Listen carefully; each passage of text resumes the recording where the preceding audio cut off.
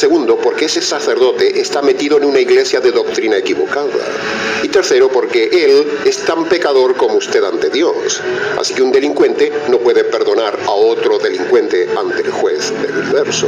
Es pura lógica.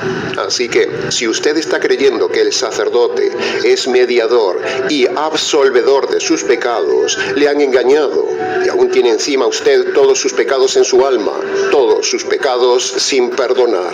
El sacerdote, la misa, la Eucaristía o el bautismo católico romano no le quita ningún pecado. Al contrario, estimado oyente, escuche bien, le agrega pecados a su alma. ¿Por qué?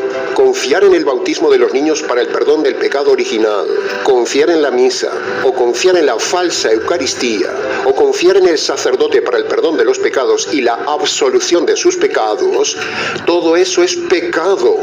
Por lo tanto, estimado católico, cada vez que usted va a misa o toma la Eucaristía o recurre al sacerdote para el perdón de sus pecados, usted está pecando aún más, añadiendo más pecados a su condenación eterna.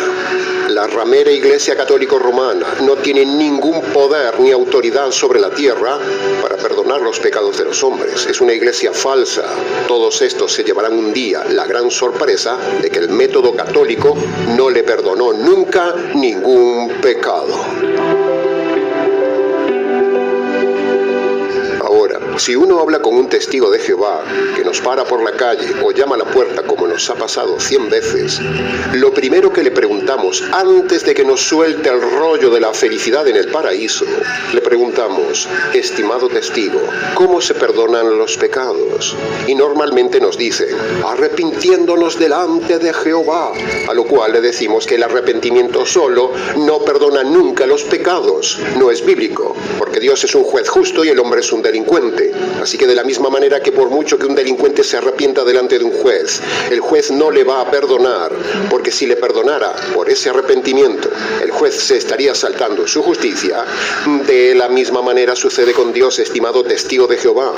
Al ser Dios un juez y el hombre un delincuente, por culpa de sus delitos, o sea, sus pecados, eso genera un problema jurídico para el hombre.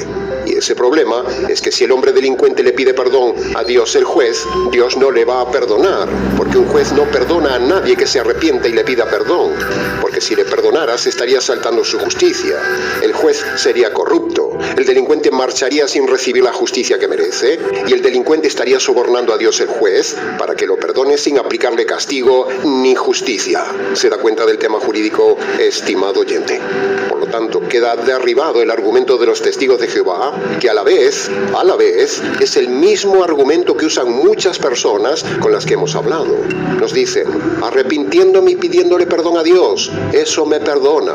Pero eso es falso, porque bíblicamente hablando, cuando el hombre peca, se genera un problema jurídico entre Dios y el hombre, y ese problema jurídico entre el hombre delincuente y Dios el juez no se soluciona con el simple hecho de pedir perdón directamente a Dios o arrepintiéndose de sus pecados. Se necesita una solución bíblica y jurídica. Otra de las respuestas que nos dan cuando les preguntamos a la gente religiosa cómo se perdonan los pecados, nos dicen: dejando de pecar.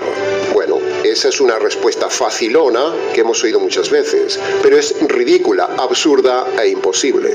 Primero, porque hasta ese tiempo presente, cuando le hacemos la pregunta a la gente, nadie ha dejado de pecar. Por lo tanto, si Dios le quitara la vida en ese momento, le espera la condenación eterna por tener sus pecados sin perdonar.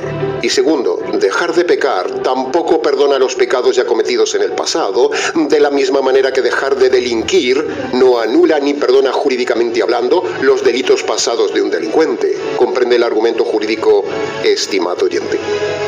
Ahora, si uno habla con un calvinista y le pregunta: ¿cómo se perdonan los pecados, señor calvinista?, el necio calvinista le dirá que en la cruz ya fueron perdonados todos los pecados del elegido por Dios. Por lo tanto, ya es salvo automáticamente al poner su fe en Jesucristo. Bueno, esa es la forma de responder más o menos de un calvinista necio, pero eso es falso. Si hay una doctrina falsa sobre la tierra por encima de todas las demás sectas, esa es la doctrina de los calvinistas reformados, la peor de todas las sectas.